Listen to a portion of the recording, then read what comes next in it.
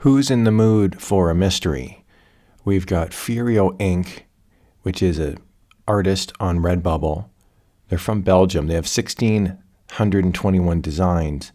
And when I scroll down through their shop, all the way down to the bottom, they've only got 294 favorited, which is a little on the low side because normally you kind of go for a one-for-one, especially if you're starting out. So there's 1,621 designs. You'd think you'd have at least 1,000 favorites, maybe more like 1,500 favorites. There's only 4 followers. So I'm going to do a quick review on this shop, and we're going to drill down and see if there's things perhaps that Furio could do differently to help supercharge the store. I hope you're having a great day. And as we jump into this podcast, I just want to point out, when you go to my channel here, Zen Watercooler, if you're interested in listening to more of these podcasts or watching some more of these store reviews, there's this little button here called playlists. And when you click on playlists, there's this one here called ZenBot Podcast, and there's about 17 or so videos sitting in there. So you can click on Zen Podcast and you could check out more videos. Okay, enough about me. Let's jump in here to this Redbubble shop. This is FURIOINC from Belgium, 1,621 designs. So let's take a look here at what we're dealing with. So I'm going to scroll on down here and we're going to see there's a featured collection, vintage t-shirts 2. We've got collections. There's 13 collections. I'm just going to expand them out here along the side. And then I'm going to scroll through and we can see that as I look at most relevant, the first 10 typically tell me what the public or what the universe is interested in. So these 10 here, I'm going to be focusing on quite a bit. We can see here we've got a 1970s space design from NASA. And here's another one, that space design from NASA. So my first piece of advice is that it looks like your store is all over the map when I'm looking through your designs. Here you've got nurses, you've got exercise, you've got a great black light design. You've got all sorts of different products highlighted as well. You've got t-shirts, you've got stickers, you've got a pit bull.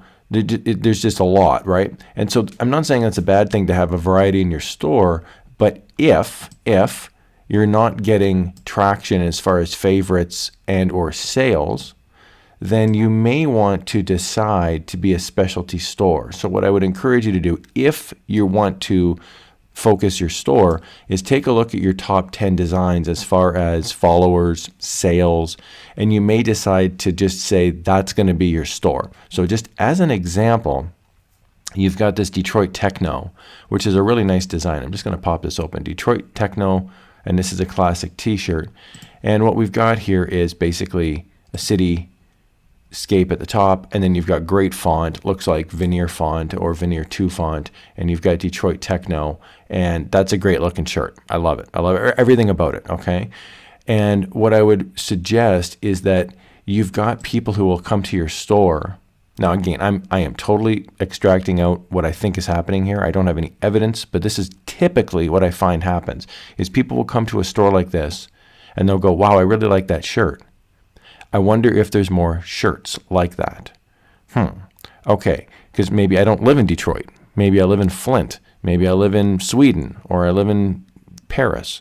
So they like the style of the shirt, but they want more of that shirt. They don't know where to go because they don't know what collection this is sitting in. So it's like, So they can search inside your shop. They can take a look through. But as they look through your shop, they realize there's no more techno shirts. It's all just other shirts. Like there's one here, like there's the occasional one, but it's a lot of work to look through 1,600 designs when you don't have it clearly marked, right? And so this is kind of like an old city that kind of grows and becomes unwieldy, or a backyard that maybe isn't like trimmed. So what I would encourage you to do is whatever your top, say 5 or 6 or 7 designs are that are trending, they're getting favorites, they're getting likes, they're getting sales. That's what the collection needs to be. So you've got a techno one here. I'm going through this in real time. I don't look at these stores a huge amount in advance, but I'm going to look at this techno and I'm going to go, okay, there's 68 results. Detroit, are there any other cities? Is my city in here? And the answer at first glance is no. And I wanted to do this in real time because this is about how quickly a customer would go through this. They would just kind of scan through and go, well, do they have Paris? Do they have London? No, they don't. Okay, I'm out. They'll just move on to the next shop. So you've got like 3-second, 4-second window to try to get that sale. So what I would encourage you to do is 2 things. If this is one of your best-selling designs, or if this is one that's getting likes and follows, pull this one out into its own collection and make like 30 more. Pick every U.S. city, Atlanta, New York, and you could basically have an entire collection that just says U.S. city techno. And then you could have, European techno, Asian techno. And I know it gets a bit boring. Like there's times when I'm like looking out the window going, everyone else is having a life but me, because you're just making a new city name and techno. But what happens is you're branding your store. That's the part I think that you could really use a punch in the arm on to help get your store in the right direction. I love these techno designs. Okay, like this to me is your shop. These are all hip, cool, DJ-ish, music-ish. The look and the feel of them are awesome. So in my opinion, you'd want to double down on the techno designs.